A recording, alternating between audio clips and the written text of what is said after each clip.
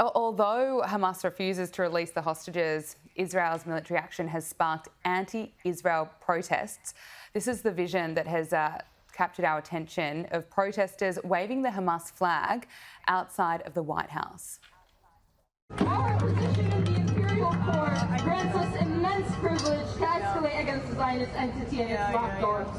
Any repercussion we may face pale in comparison to resisting a genocide. Allahu Akbar.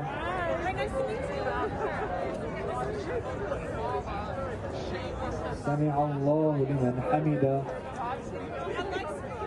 Allahu Akbar. Should we have concerns, I suppose, about more unrest in parts of the world as this war continues? Well, I don't think we've seen any end to the pro-Palestinian movements in many countries, including here in Australia.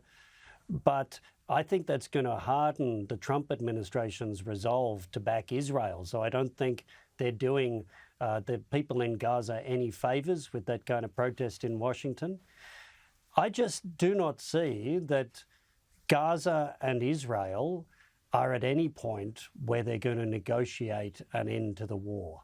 So there'll have to be more fighting before they both come to that point. Let's talk about Ukraine. Donald Trump and Vladimir Putin have agreed to a limited 30-day ceasefire on attacking energy infrastructure. Trump and Putin spoke for more than 2 hours, and the leaders agreed on a move to peace. What's your assessment of this development? Well, I don't think this is the leaders agreeing on a move to peace. I think Donald Trump came out with the smallest possible thing from Putin that stopped him from being chronically embarrassed. So this is not a ceasefire. This may not even be what Putin has promised. He said that he won't attack energy infrastructure.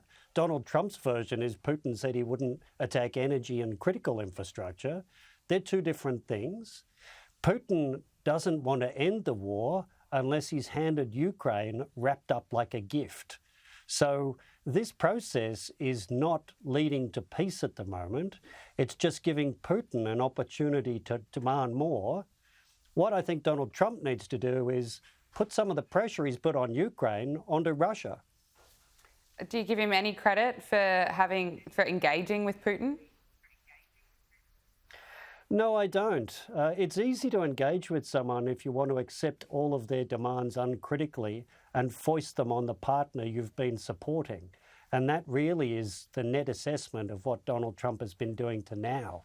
I think now he's starting to realise maybe Vladimir Putin isn't this friend with a shared bond, as he's asserted, and maybe Ukraine is not the impediment to peace.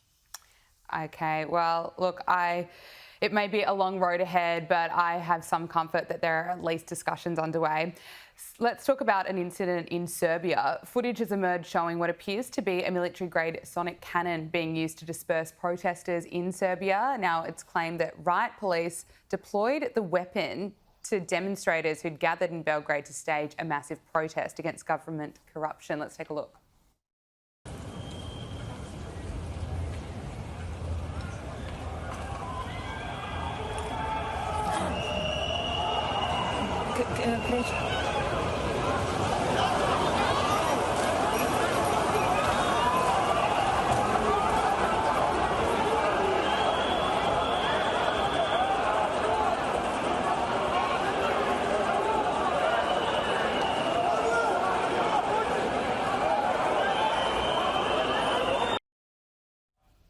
Now, Serbia's president has denied that the crowd control device was deployed, saying that it is a wicked lie. I mean, what do you make of all of this? Well, there is some footage of the Serbian police with something that looks very like a long-range acoustic device, an LRAD as it's called. Those things can be used to communicate with protesters, but they can also be used to try and disperse protesters. So the denials seem not to be backed up by imagery that shows they had a device like that. But the bigger issue, of course, is the Serbian protests have been going since November, and the Serbian president has now dismissed his government and having to form a new government because of the unrest. Michael Shoebridge, Strategic Analyst, Australia Director, thank you so much for joining us on Power Hour. Really appreciate all your insight and analysis. Thanks, Gabrielle.